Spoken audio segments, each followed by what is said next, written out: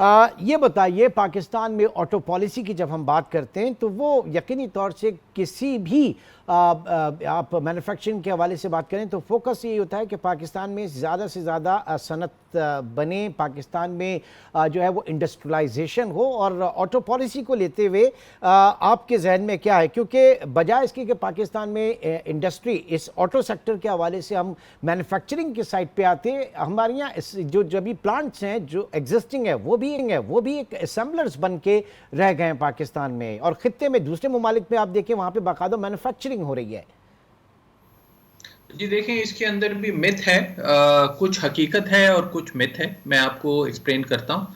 एक तो ये देखिए, आप कोई भी पॉलिसी बनाएं, कुछ भी बनाएं, अब 2016-21 की एक पॉलिसी बनी जिसके तहत जो है वो अब पाकिस्तान में नए प्लेयर आ गए, आपके इल्म में ही हैं, कोरियन प्लेयर आ गए, चाइनीज प्लेयर आ गए।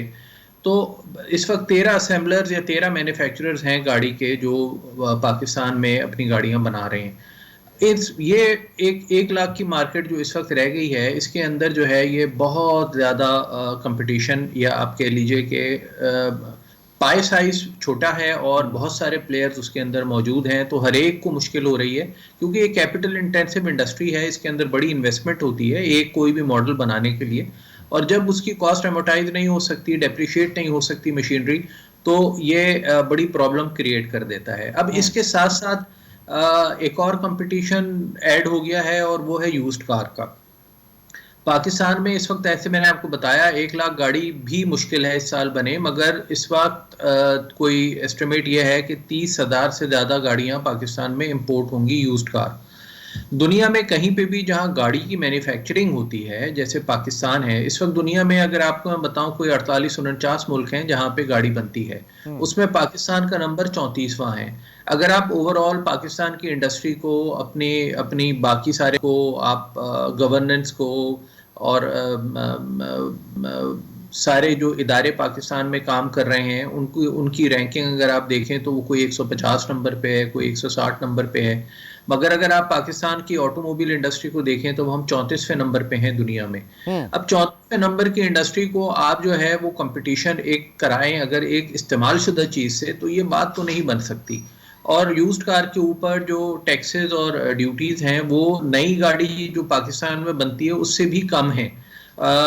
तो उस सूरत हाल के अंदर ये कंपटीशन नहीं हुआ, ये तो डिस्ट्रक्शन है इंडस्ट्री की जो यूज्ड कार के नहीं, थ्रू लेकिन हो रही। लेकिन इसको जरा आवाम के पहलू से भी देखें ना सर। आप तो इंडस्ट्री के पहलू से देख रहे हैं, आवाम के पॉइंट ऑफ व्यू से भी देखें कि क्या ऐसा मेजर डिफरेंस है क्या कि उनकी ज़रूरियात जो है हमारी जो लोकल मैन्युफैक्चरर्स या असेंबलर्स पूरी नहीं कर पा रहे, उस पर वो तरजीह देते हैं जनाब इंपोर्ट की हुई यूज्ड कार्स की गाड़ियों को। ये उनके पॉइंट ऑफ व्यू से भी देखें ना ज़रा। जी, उनका पॉइंट ऑफ व्यू, आप जिन बातों की लोगों की बात कर रहे हैं, पाकिस्तान में अगर 1 लाख गाड़ी इस साल बिकेगी, तो आप यूं समझ लीजिए कि वो 0.04% ऑफ द टोटल पॉपुलेशन है कि जो ये गाड़ी खरीदेगी। हाँ। 0.04% अवाम जो गाड़ी खरीदेगी, जो भी पाकिस्तान में गाड़ी बिकेगी इस साल, यानी 1,30,000 गाड़ी को 25 करोड़ से आप अगर करेंगे 0.04। 0.04%, तो हम हमें अपनी तरजीहात को देखना होगा कि हमें 0.04% को यूज्ड गाड़ी मंगा के देनी है, या हमने अपनी 25 करोड़ पॉपुलेशन, जिसमें से 60% से ज़्यादा पॉपुलेशन यंग पॉपुलेशन है, उसको हमें एम्प्लॉय करना है। अदरवाइज आप सूरत हाल देख लीजिए, अगर आप अपनी पाकिस्तान में इंडस्ट्री को नहीं चलने देंगे, सिर्फ 0.04%, और इसमें 0.04% में वो भी हैं जिनको प्राइस मैटर नहीं करती है, और वो भी हैं कि जो 2 गाड़ियां खरीद रहे हैं उस साल में। वो कंपनीज भी हैं जो अपने एम्प्लॉइज को 20-20 गाड़ियां साल में दे रही हैं, वो भी इस 0.04% में शामिल हैं। तो सूरत हाल ये नहीं है, सूरत हाल ये है कि हमें चाहिए एम्प्लॉयमेंट, हमें चाहिए रोजगार। इस वक्त रोजगार पाकिस्तान में है नहीं। 32,000 रुपए में जो हमारी फैक्ट्रीज में लोग काम करते हैं, ये इंडस्ट्री जो है वो डायरेक्ट इनडायरेक्ट 20 से 25 लाख लोगों को एम्प्लॉय करती है।